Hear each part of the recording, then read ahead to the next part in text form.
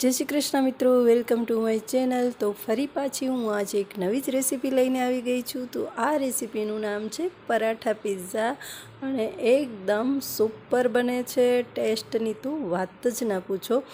આ પરાઠા પિઝા ખાઈને તમે જે ડોમિનોઝના પિઝા હોય એ પણ ભૂલી જશો। તો હવે આપણે રેસીપી જોઈ લેશું। તો એના માટે મેં અહીંયા ઘઉંનો લોટ લીધો છે, જે આપણે રોટલી બનાવીએ છીએ એમાં નિમક અને તેલનું મોણ નાખી અને લોટ આપણે પરોઠા જેવો બાંધી લેવાનો છે। આ પરાઠા પિઝા બાળકોને પણ ખૂબ જ પસંદ આવે છે, એટલે તમે બનાવવાનું ભૂલતા નહીં, કેમ કે એકવાર તમે જોશો એટલે તમે જરૂરથી ટ્રાય કરશો। તો હવે લોટ બંધાઈ ગયા પછી આપણે અહીંયા કોબી, ગાજર અને કેપ્સિકમ આ બધી વસ્તુને ચોપ કરી લેવાની છે। જો તમને પસંદ હોય તો તમે એની કટકી પણ કરી શકો છો। મેં અહીંયા એને ખમણી લીધેલું છે। ત્યારબાદ મેં અહીંયા સ્વીટ કોર્ન નાખેલા છે, જે માર્કેટમાં આસાનીથી મળી જાય છે। ત્યારબાદ આપણે એમાં પનીરને ખમણી લઈશું।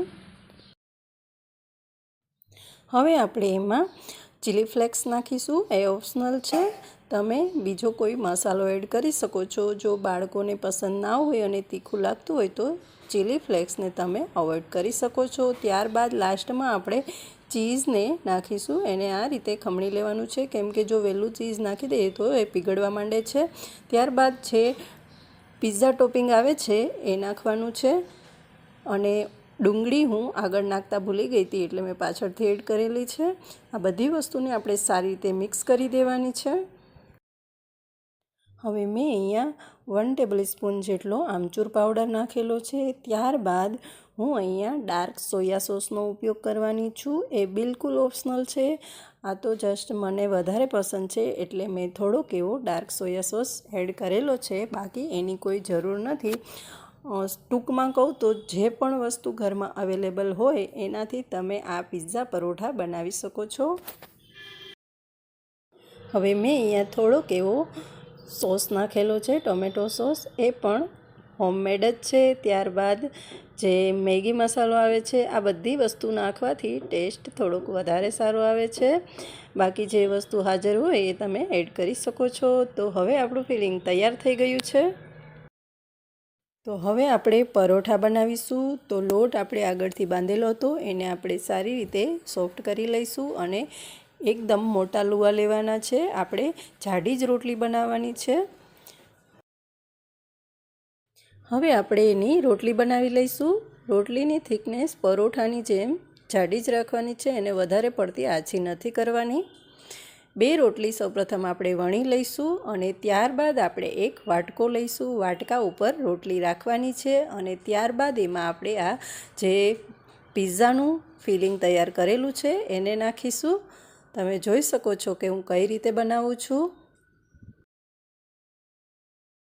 આ રીતે વચ્ચેના ભાગમાં સારી રીતે આપણે મિક્સર નાખી દેવાનું છે, અને ફરી ઉપર એક રોટલી રાખી દેવાની છે, અને વાટકાને ઉલટાવી લેવાનું છે, અને પછી વાટકાને થોડોક એવો પ્રેસ કરી અને જે એક્સ્ટ્રા કોર્નર છે એ કાઢી લેવાની છે, અને પછી હાથ વડે થોડુંક એવું પ્રેસ કરવાનું છે, જેથી કરીને એર હોય એ નીકળી જાય, અને પછી જે કાંટા ચમચીની મદદથી આપણે કોર્નર ઉપર આ રીતે ડિઝાઇન બનાવી લેવાની છે, જેથી કરીને એ સારી રીતે કોર્નર ચીપકી જાય અને શેકતી વખતે એ ખુલે નહીં।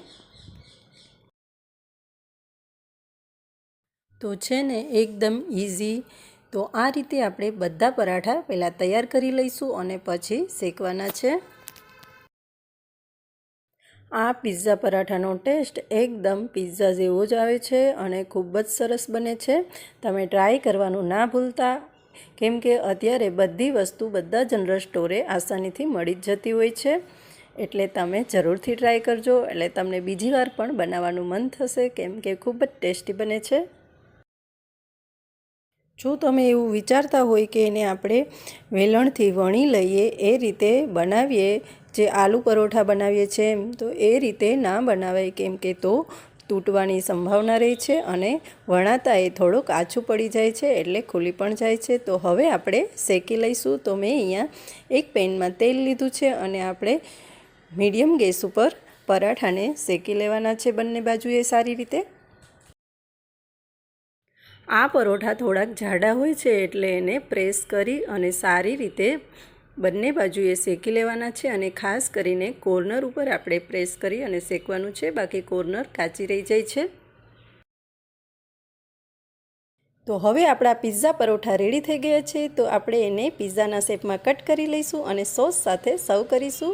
તમે જરૂરથી ટ્રાય કરજો, કેમ કે બાળકોને પણ ખૂબ જ પસંદ હોય છે। જે બાળકોને ફાસ્ટ ફૂડ પસંદ હોય છે એના માટે હેલ્ધી અને ઘરે બનાવેલું ખૂબ જ સારું, એટલે ટ્રાય જરૂરથી કરજો। અને જો તમને મારી આ રેસીપી પસંદ આવી હોય તો લાઇક, શેર એન્ડ સબસ્ક્રાઈબ કરવાનું ના ભૂલતા। તો હવે પછી મળીશું નેક્સ્ટ વિડીયોમાં, ત્યાં સુધી આવજો।